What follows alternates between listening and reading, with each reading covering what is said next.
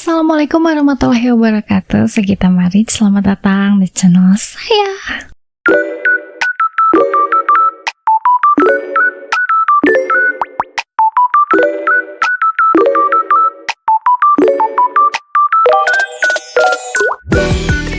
Pernah nggak ada di bayangan kalian gitu ya, sebuah pohon yang harusnya jadi simbol kehidupan, malah dipakai buat ngelakuin pembantaian massal. Nih di Kamboja, ada satu pohon legendaris. Bukan karena usianya, bukan karena bentuknya juga, tapi karena sejarah gelap yang nempel di setiap batangnya. Mungkin banyak yang udah denger ya, namanya Killing Tree. Jadi sebuah pohon yang berdiri di kawasan yang sekarang dikenal sebagai Killing Fields, tempat ribuan orang pernah dibantai oleh rezim Khmer Merah. Tapi kenapa sih korbannya anak-anak? Kenapa bayi? Kenapa dengan pohon? Bisa dibilang ini adalah salah satu sisi tergelap dari sejarah manusia yang nyaris dilupakan ya. Tapi nggak boleh dibiarin hilang gitu aja. Makanya di sini saya ingin bahas untuk teman-teman yang udah tahu, mungkin kayak recalling lagi untuk teman-teman yang belum tahu, mungkin ini bisa jadi informasi yang cukup penting dan menggegerkan ya.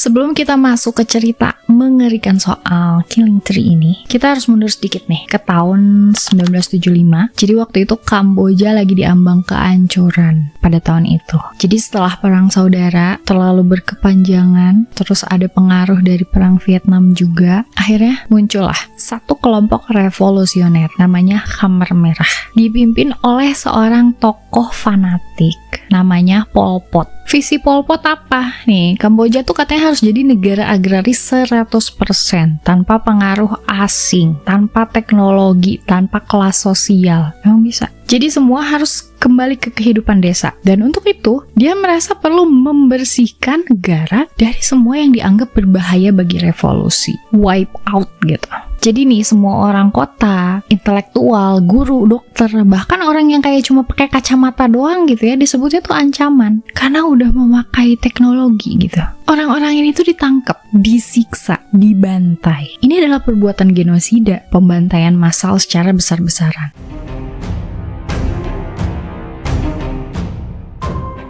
Waktu Khmer Merah ini mulai memerintah, mereka nggak langsung bunuh-bunuh orang gitu di jalan, nggak ya. Mereka tuh kayak punya sistem yang justru lebih mengerikan. Jadi katanya, setelah orang-orang ditangkap, mereka itu nggak langsung dieksekusi. Jadi mereka tuh sengaja dibawa ke camp-camp yang udah disiapin dan disuruh kerja paksa dulu. Salah satu yang paling terkenal adalah S21 atau Tuol Sleng. Jadi ini adalah bekas sekolah yang diubah jadi penjara penyiksaan. Sengaja mereka bikin itu. Nah, di tempat itu, tahanan itu sengaja dipaksa ngaku sebagai mata-mata atau pengkhianat. Bahkan walaupun gak bersalah, walaupun mereka gak tahu apa-apa gitu. Tapi mereka itu bakal terus-terusan disiksa, diancam, sampai akhirnya mereka ngaku. Karena kayak udah kepepet banget gitu. Itu tuh bisa, kalau misalnya udah ada pengakuan kayak gitu, itu sama juga kayak, ya udah tiketing untuk eksekusi secara cepat lah gitu. Nah, abis pengakuan tersebut dibuat, mereka gak langsung ditembak juga. Mereka dimasukin dulu ke dalam truk tertutup gitu, di tengah malam, udah gelap, kombo ya,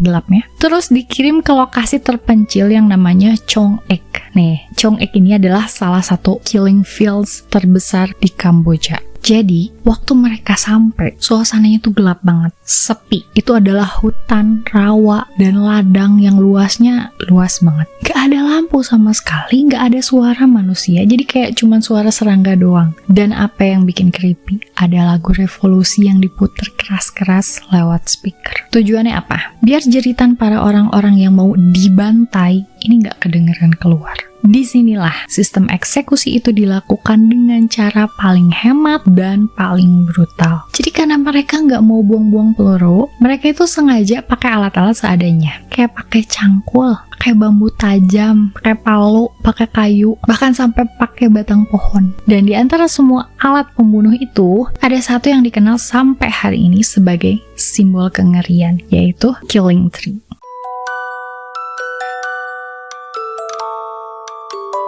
Gak semua korban di Killing Fields itu adalah orang dewasa ya. Banyak diantaranya adalah anak-anak. Dan yang paling nyes, banyak juga yang masih bayi. Buat apa coba? Kenapa? Itu tuh semata-mata karena si Khmer Merah ini tuh punya filosofi yang mengerikan. Filosofi Filosofi mereka adalah untuk musnahin rumput liar, cabut sampai ke akarnya. Jelas ya, dalam konteks ini akar yang dimaksud adalah ya anak-anak gitu kan. Anak-anak daripada tahanan politik tersebut gitu. Karena menurut logika Kamar Merah, anak-anak ini suatu hari nanti itu bakal tumbuh besar kan. Mereka bakal belajar dong tentang orang tuanya. Mereka bakal dendam. Nah, ketimbang nanti tiba-tiba ada pembalasan dari mereka, jadi lebih baik ya udah dimusnahin aja dulu dari sekarang gitu. Sebelum akhirnya terlambat mereka keburu gede. Berarti mereka lumayan pengecut ya, karena takut dibales perbuatannya. Coba kebayang gak sama kalian? Bayi yang belum bisa ngomong, bahkan mungkin ingatannya juga ya, belum kumpul semua masuk gitu kan. Belum ngerti dunia lah. Dan mereka tuh diperlakukan seperti kayak ancaman gitu. Ancaman militer. Kacau. Nah, di Choeung-ek ini, aduh gak tahu lagi cara sebutinnya gimana. Choeung-ek. Nah, di Choeung-ek ini, semoga benar ya cara ngomongnya. Ada satu pohon besar nih yang jadi alat bantu dalam proses kekejaman tersebut. Jadi si para penjaga ini bakal ngambil bayi dari tangan-tangan ibunya, yang juga ditangkap tentunya ibunya. Udah gitu, dibenturkan kepalanya ke batang pohon. Yes, kepalanya ya, dibanting, dibenturkan sampai pecah, sampai diam dan gak nangis lagi. Sambil ibunya duduk di samping pohon dipaksa menyaksikan atau bahkan dibunuh langsung setelah anaknya mati. Pohon ini tuh sekarang dikenal sebagai The Killing Tree tadi. Yang lebih mengerikan, waktu area itu dibuka untuk umum tahun 1980-an, batangnya masih ada noda darah, rambut, dan daging yang nempel. Tanahnya gelap, padat, dan kalau hujan masih muncul tulang atau kayak serpihan tulang bayi dari dalam tanah. Jangan sedih, nggak cuma 1-2, puluhan, ratusan, bahkan menurut catatan ada lebih dari 100 bayi yang dibantai di bawah pohon tersebut.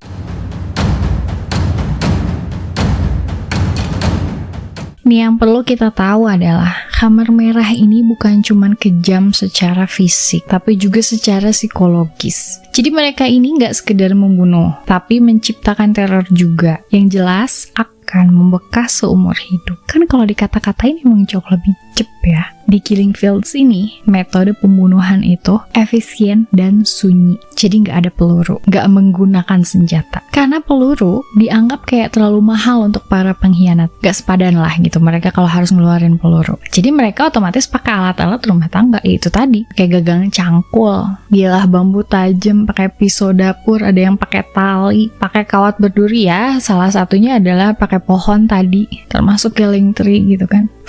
Kacau sih.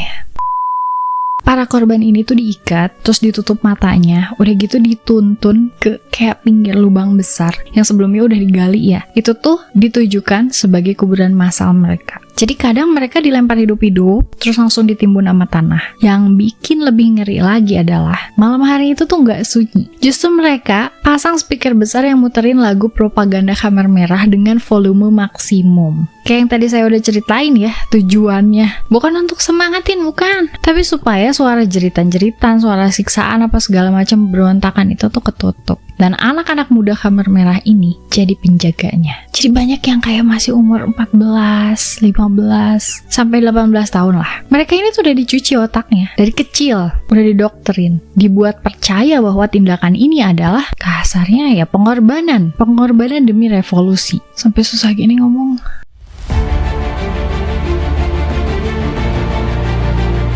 Setelah Kamar Merah ini runtuh di tahun 1979, terus pasukan Vietnam ini masuk ke Phnom Penh, dunia mulai sadar apa yang selama ini terjadi adalah genosida. Saat para peneliti dan relawan ini mulai menggali lokasi di Choeung-ek ini, mereka nemuin hal yang bikin semua orang terdiam. Jadi di sekitar Killing Tree itu ditemuin banyak kuburan massal yang isinya bayi, anak-anak, tulang-tulang yang masih pada kecil, tengkorak. Yang jelas tengkoraknya tuh banyak banget retakan parah di kepala. Terus kayak serpihan pakaian bayi. Ya jelas ya gimana nggak ada retakan di kepalanya karena dibenturin kan. Bahkan gitu beberapa tulang tuh ditemukan masih nempel di akar pohon. Sekeras apa coba dibenturinnya? Kepala bayi kan masih empuk ya. Tim forensik internasional ini bahkan nyatain bahwa bentuk kerusakan di tengkorak-tengkorak itu selaras dengan trauma akibat benturan keras ke benda tumpul. Jadi pohon ini gak cuma jadi saksi, tapi jadi alat pembunuh juga. Dan bukan cuma di 1-2 mayat, di keseluruhan area killing fields loh. Diperkirakan ada lebih dari 20 ribuan kuburan massal deh. Jadi kalau di total bisa dibilang berisi lebih dari 1,3 juta korban Khamar merah. Tapi cuma sebagian kecil banget yang berhasil diidentifikasi. Sisanya ya udah hilang aja gitu sama bumi.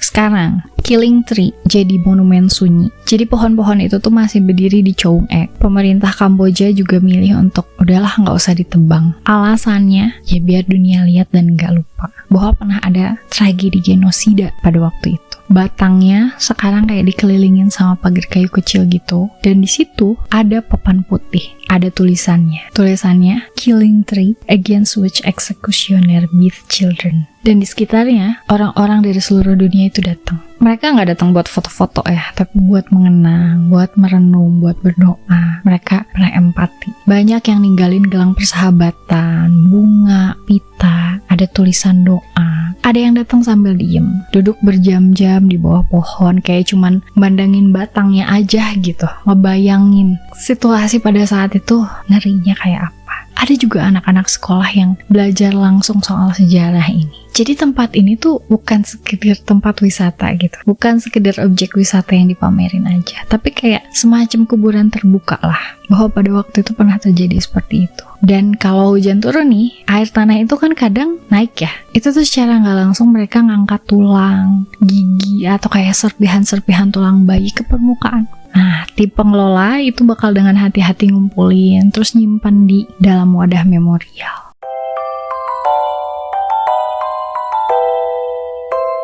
Banyak orang zaman sekarang itu nggak tahu soal genosida ini. Bahkan banyak anak muda Kamboja sendiri yang baru tahu malah sejarah kelam negaranya setelah mereka dewasa. Kenapa? Karena takut. Trauma nasional yang terlalu dalam. Mereka takut untuk saling cerita. Tapi justru karena hal tersebut, kita harus cerita. Terus menerus, kita harus terus ngomongin. Cerita tentang Killing Tree ini bukan cuma buat bikin orang merinding ya, tapi buat ngingetin bahwa kekuasaan tanpa empati bisa jauh lebih berbahaya daripada senjata. Fanatisme ideologi itu bisa banget ngubah anak-anak muda jadi algojo berdarah dingin gitu kan. Dan diam bisa jadi salah satu bentuk persetujuan paling kejam. Saking kayak udah deh cari aman aja.